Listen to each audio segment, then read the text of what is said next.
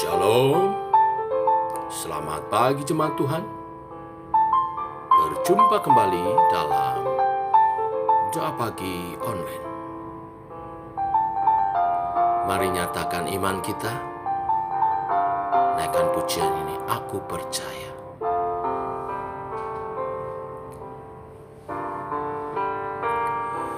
Tiada yang seperti Engkau, begitu mengasihiku. Kau Tuhan sanggup menjawab semua seru doaku. Tiada yang seperti Engkau, begitu mengasihiku. Kau Tuhan sanggup melawan seluruh kehidupanku. Aku percaya Tuhanku ajar, Kau turun tangan memulihkanku. Aku percaya Tuhanku dahsyat, Kau turun tangan memberkatiku.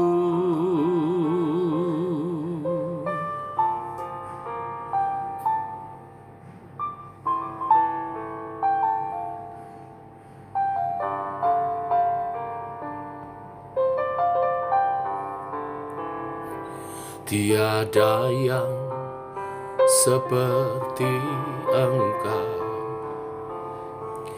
begitu mengasihiku.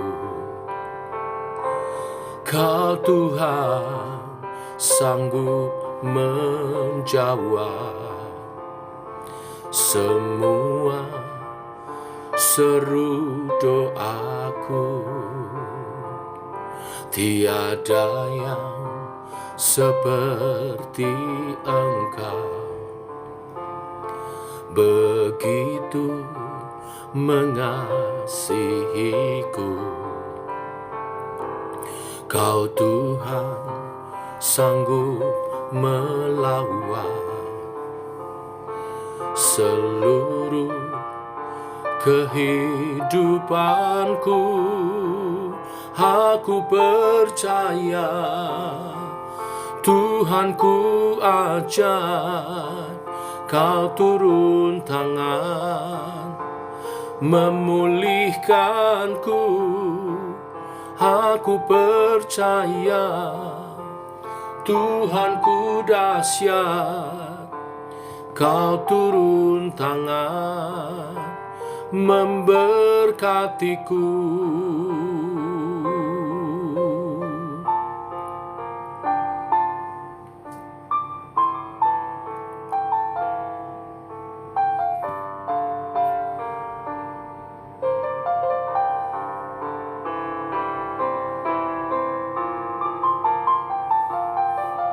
Terima kasih Tuhan untuk segala perbuatan Tuhan atas kami.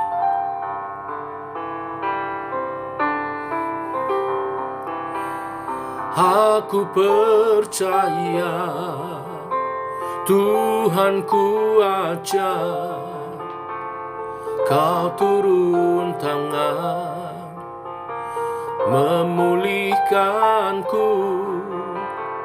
Aku percaya Tuhanku dahsyat, Kau turun tangan memberkatiku. Aku percaya Tuhanku ajar, Kau turun tangan memulihkanku. Aku percaya Tuhanku dahsyat, Kau turun tangan memberkatiku. Kau turun tangan memulihkanku. Kau turun tangan memberkatiku.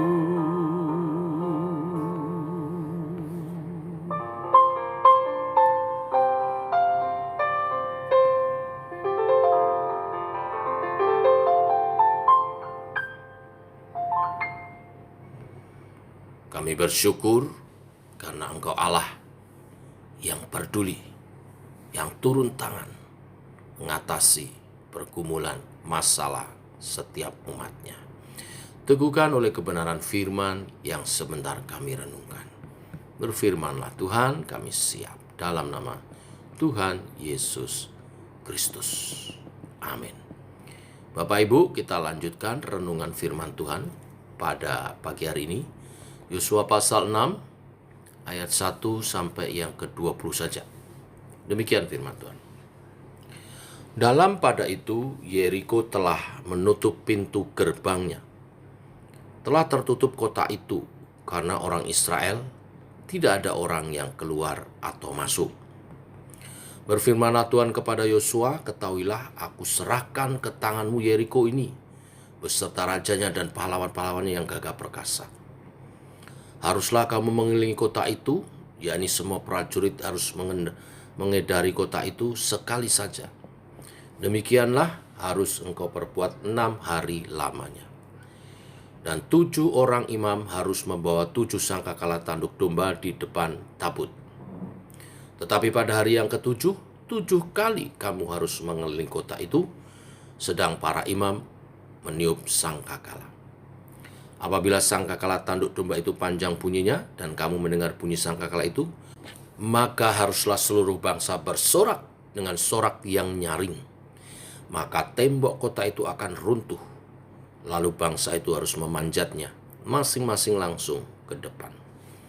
Kemudian Yosua bin Nun memanggil para imam dan berkata kepada mereka, angkatlah tabut perjanjian itu, dan 7 orang imam harus membawa 7 sangkakala tanduk domba di depan tabut Tuhan. Dan kepada bangsa itu dikatakannya, majulah, kelilingilah kota itu, dan orang-orang bersenjata harus berjalan di depan tabut Tuhan. Segera sesudah Yosua berkata kepada bangsa itu, maka berjalanlah maju ke-7 orang imam yang membawa ke-7 sangkakala tanduk domba itu di hadapan Tuhan. Lalu mereka meniup sangkakala, sedang tabut perjanjian Tuhan mengikut mereka. Dan orang-orang bersenjata berjalan di depan para imam yang meniup sangkakala dan barisan pengikut tabut itu. Sedang sangkakala terus-menerus ditiup. Tetapi Yosua telah memerintahkan kepada bangsa itu demikian. Janganlah bersorak dan janganlah perdengarkan suaramu, sepatah kata pun janganlah keluar dari mulutmu, sampai pada hari aku mengatakan kepadamu bersoraklah, maka kamu harus bersorak. Demikianlah tabut Tuhan mengelilingi kota itu, mengedarinya sekali saja. Kemudian kembalilah mereka ke tempat perkemahan dan bermalam di tempat perkemahan itu. Keesokan harinya Yosua bangun pagi-pagi, lalu para imam mengangkat tabut Tuhan. Maka berjalan juga ke-7 orang imam yang membawa ke-7 sangkakala tanduk domba itu di depan tabut Tuhan. Sambil berjalan mereka meniup sangkakala, sedang orang-orang bersenjata berjalan di depan mereka dan barisan penutup mengikuti tabut Tuhan, sementara sangkakala terus-menerus ditiup. Demikianlah pada hari kedua mereka mengelilingi kota itu sekali saja, lalu pulang ke tempat perkemahan, dan begitulah dilakukan mereka 6 hari lamanya. Tetapi pada hari yang ke-7, mereka bangun pagi-pagi ketika fajar menyingsing dan mengelilingi kota 7 kali dengan cara yang sama. Hanya pada hari itu mereka mengelilingi kota itu 7 kali. Lalu pada ke-7 kalinya, ketika para imam meniup sangkakala, Berkatalah Yosua kepada bangsa itu, "Bersoraklah, sebab Tuhan telah menyerahkan kota ini kepadamu. Dan kota itu dengan segala isinya akan dikhususkan bagi Tuhan untuk dimusnahkan. Hanya Rahab, perempuan sundal itu, akan tetap hidup. Ia dengan semua orang yang bersama-sama dengan dia dalam rumah itu, karena ia telah menyembunyikan orang suruhan yang kita suruh. Tetapi kamu ini, jagalah dirimu terhadap barang-barang yang dikuduskan untuk dimusnahkan, supaya jangan kamu mengambil sesuatu dari barang-barang yang dikhususkan itu setelah mengkhususkannya, dan dengan demikian membawa kemusnahan atas perkemahan orang Israel dan mencelakakannya. Segala emas dan perak serta barang-barang tembaga dan besi adalah kudus bagi Tuhan. Semuanya itu akan dimasukkan ke dalam perbendaharaan Tuhan. Lalu bersoraklah bangsa itu, sedang sangkakala ditiup. Segera sesudah bangsa itu mendengarkan bunyi sangkakala, bersoraklah mereka dengan sorak yang nyaring. Maka runtuhlah tembok itu. Lalu mereka memanjat masuk ke dalam kota, masing-masing langsung ke depan dan merebut kota itu. Bapak Ibu jemaat Tuhan, setelah menyeberangi sungai Yordan, wilayah pertama yang ditaklukkan bangsa Israel di bawah pimpinan Yosua adalah Yeriko. Yeriko sebuah kota dengan benteng yang sangat kuat dan tangguh. Namun anehnya, mengapa Yeriko harus direbut dengan cara mengelilingi tembok? Kenapa tidak dengan dibakar atau dihantam batu-batu besar atau dengan panah api?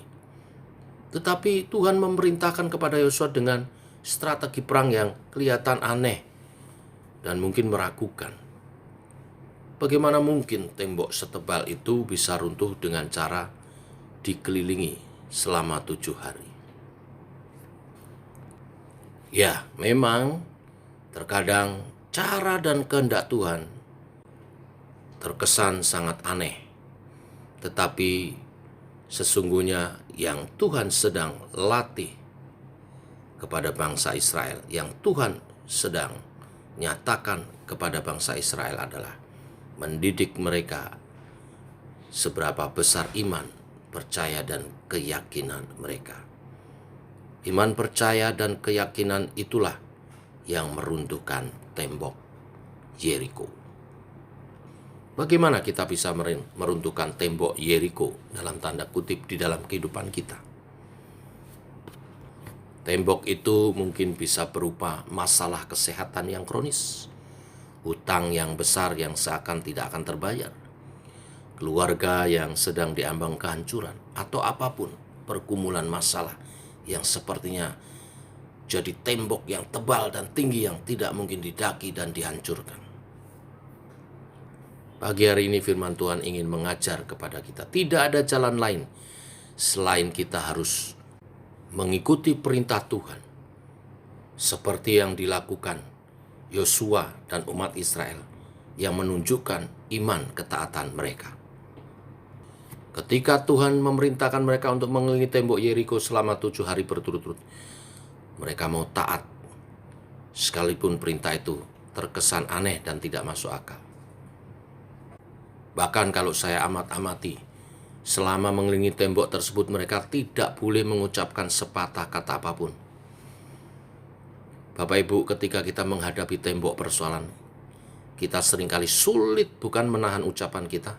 Kita cenderung mudah sekali mengucap perkataan negatif, mungkin mengeluh, mengomel, bersungut-sungut. Melalui kebenaran firman pada pagi hari ini, kita diajar untuk berdiam diri, menahan dan menjaga ucapan kita dari keluh kesah dan persungutan. Tetapi melangkah dengan iman, percaya sepenuhnya kepada Tuhan. Bapak Ibu, adalah terlalu mudah bagi Tuhan meruntuhkan tembok Yeriko dan memberi kota tersebut kepada bangsa Israel. Adalah terlalu mudah bagi Tuhan membuka jalan pergumulan kita, tetapi ada kalanya Tuhan mengizinkan kita belajar, taat, mengikuti proses Tuhan. Karena ketaatan, proses Tuhan akan membentuk iman, karakter kita di dalam Tuhan. Selama mengelilingi kota Yeriko, mungkin saja para musuh mengolok-olok atau mencemooh orang Israel karena menganggap tindakan mereka bodoh, aneh, dan gila. Lagi pula mereka mengelilingi tembok Yeriko dengan cara yang sama, jarak yang sama setiap hari selama 6 hari. Dan pada hari ke-7, 7 kali keliling. Pastilah itu sangat membosankan. Sekali lagi Tuhan hendak mengajar mereka tentang iman percaya, sekaligus juga bicara tentang ketekunan dan kesabaran. Kita melihat pada hari ke-7, setelah 7 kali dikelilingi, tembok itu runtuh. Di dalam kehidupan iman percaya tidak ada istilah instan. Iman percaya dinyatakan dalam ketaatan, mengikuti proses Tuhan, tekun dan sabar. Percaya pada waktunya Tuhan yang terbaik bagi setiap kita. Selamat berproses, selamat berjalan bersama dengan Tuhan. Demikian kebenaran firman Tuhan hari ini. Mari kita berdoa. Bapa dalam surga, kami mengucap syukur oleh kasih dan anugerah-Mu. Pagi hari ini kembali kami bangun dalam keadaan sehat. Ini anugerah Tuhan, dan Engkau memperlengkapi kami dengan kebenaran firman-Mu, berjalan bersama dengan-Mu. Bahwa Tuhan, yang Engkau rindu adalah kami hidup dalam iman percaya kami yang nyata dalam tindakan-tindakan iman, dalam kesabaran dan ketaatan kami mengikuti perintah-Mu, arahan-Mu melalui hamba-hamba-Mu. Allah Roh Kudus menolong kami, menyanggupkan kami berjalan seturut kebenaran firman-Mu hari ini. Sehingga apapun tembok Yeriko kami, persoalan, pergumulan, sakit, penyakit yang mungkin secara jasmani sulit dipahami, untuk sulit akan dirobohkan, sulit untuk ada jalan keluar, tapi bersama dengan Tuhan dalam iman percaya yang nyata, dalam ketaatan kesabaran kami, bahkan mujizat Engkau sediakan, Engkau mampu merobohkannya, membukakan jalan bagi setiap kami. Demikian usaha pekerjaan umat-Mu Engkau bukakan jalan, kesehatan umat-Mu Engkau bukakan jalan, kesejahteraan umat-Mu Engkau bukakan jalan, dan pertumbuhan iman kami makin meningkat, makin percaya dan makin mengandalkan Tuhan. Jadilah kehendak-Mu Tuhan di dalam setiap kehidupan kami. Tuhan berkati umat Tuhan yang pagi hari ini bersama-sama doa pagi. Tuhan memberkati usaha pekerjaan, keluarga, kesehatan kami, pengikutan kami akan Engkau, iman percaya kami. Dalam nama Tuhan Yesus Kristus. Amin. Demikian saudara doa pagi kita. Selamat pagi, selamat berjalan bersama dengan Tuhan. Shalom.